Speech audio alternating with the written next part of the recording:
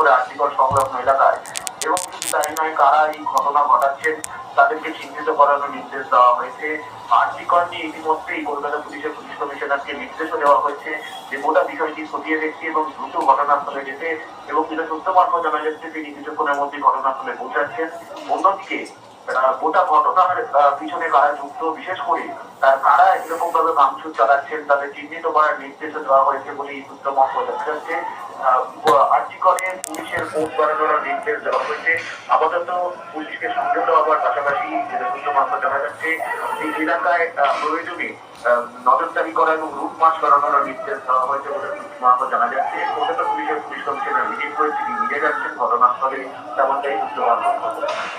ধন্যবাদ সোমনাথ। আমরা কথা বলছিলাম প্রতিনিধি সোমনাথের সঙ্গে। আর কিছুক্ষণের মধ্যে ঘটনাস্থলে পৌঁছেছেন, অর্থাৎ আর্জিকর হাসপাতালে পৌঁছবেন কলকাতা পুলিশ কমিশনার বিনীত গোয়েল। যে ধুন্ধুমার রণক্ষেত্র পরিস্থিতি তৈরি হয়েছে আর্জিকর হাসপাতালের সামনে, এবং শুধু তাই নয়, বিনীত গোয়েলকে নির্দেশ দেওয়া হয়েছে তিনি আর কিছুক্ষণের মধ্যে ঘটনাস্থলে পৌঁছবেন। পুলিশকে সংযত করার নির্দেশ দেওয়া হয়েছে এবং যে পরিস্থিতির কথা আমরা বলছি, দেখাচ্ছি আপনাদের সেই ছবি। ঘটনার সময় থেকে এখন অব্দি যা যা ঘটনা, যা ছবি ধরা পড়ছে ক্যামেরায়, সেই সমস্ত ছবি একেবারে এক্সক্লুসিভ তুলে ধরছি আর্জিকর হাসপাতালের সামনে। এই মুহূর্তের ছবি আপনারা দেখতে পাচ্ছেন।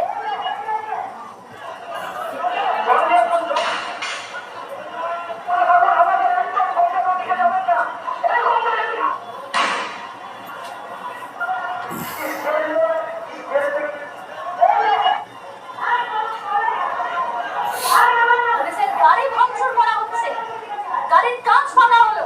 দেখুন দেখুন, কিন্তু কারা এরা? যেখানে শান্তিপূর্ণ অবস্থানের কথা বলা হলো, যেখানে মহিলারা রাত দখল কর্মসূচিতে আজকে সামিল হচ্ছেন, প্রতিবাদ জানাচ্ছেন, কিন্তু এরা কারা?